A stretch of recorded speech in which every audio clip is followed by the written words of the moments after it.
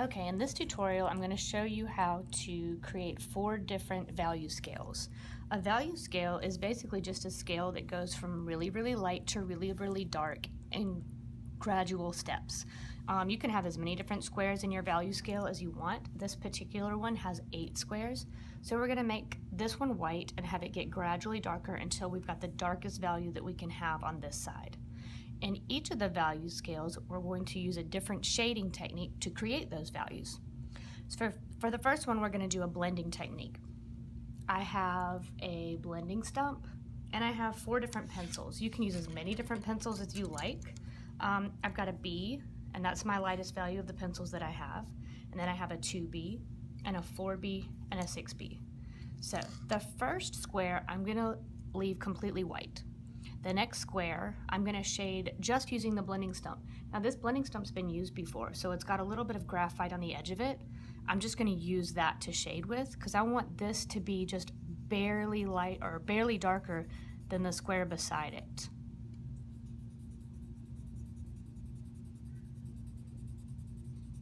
You can always go back and make your squares darker later. It's so much easier to make them darker than it is to make them lighter. So you may feel like there's not enough of a step from here to here, but you can go back and make that change a little bit more noticeable later.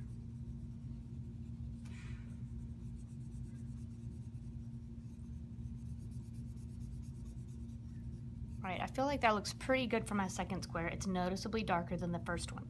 So now for the third one, I'm going to begin with a pencil. I'm using the B. That's the next, well, that's the lightest in my 4 group of pencils. A 2H is also light, and we have an HB pencil in the classroom here too.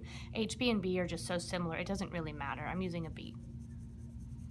So I'm going to start coloring in circular motions, and sometimes I'm going to turn my pencil in different directions and shade on top of the area that I just shaded. This helps to hide any pencil marks that you may not want to show later. The blending stump will also help hide that. I'm shading as lightly as I can because I only want it a little bit darker than the square before.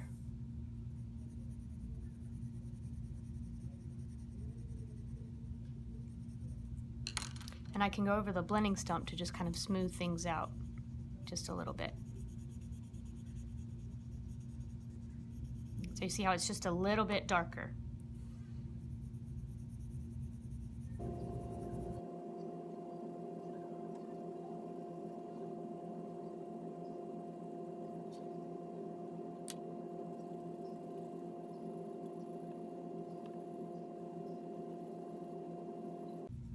For this next square, I've got 2 different choices. I could either continue with the B pencil and just press a little bit harder, or I can go to the 2B pencil. If you have a fairly heavy touch, so you end up making darker marks sometimes even when you're trying to press lightly, then you may want to stay with the B pencil.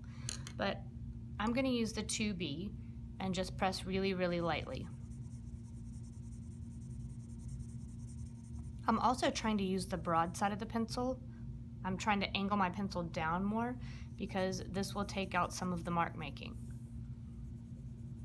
If you hold it more pointed towards the paper, then you're more likely to get lines.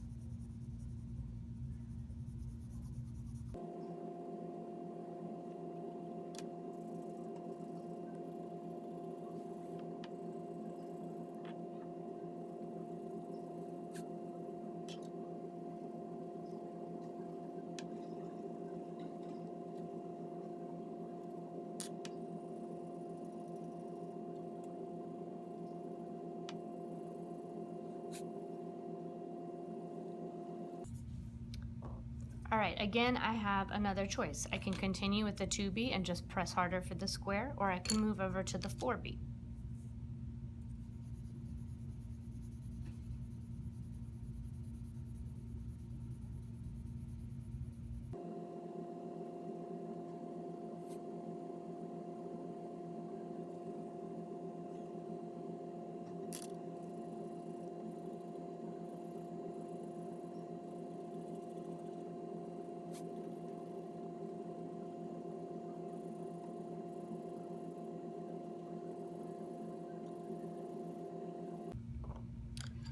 For this next square, I'm going to keep the 4B pencil and just press a little bit harder.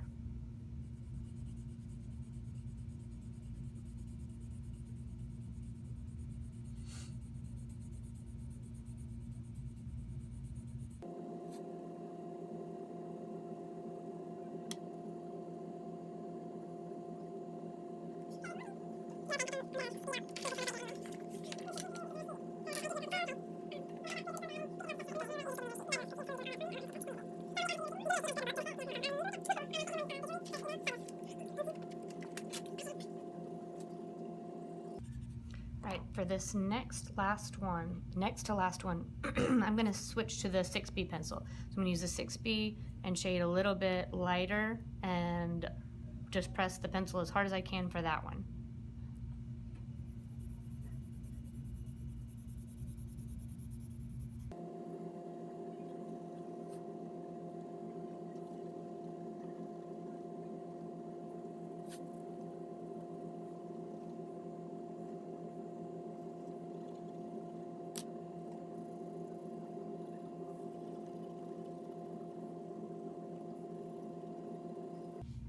At this point, these two are looking too similar, so I'm going to do another layer on top of this one.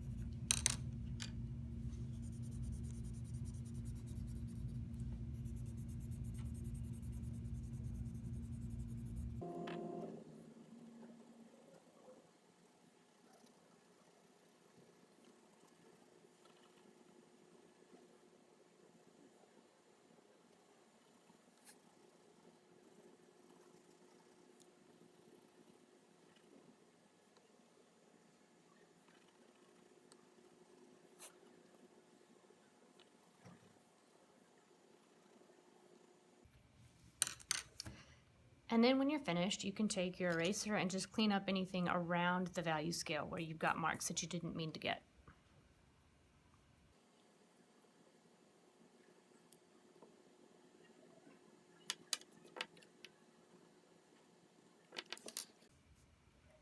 If you are able to get 8 different values with your pencils, and you can use these same 8 different values when you are shading a black and white drawing, then your drawings will look more realistic, and you will achieve more depth of space.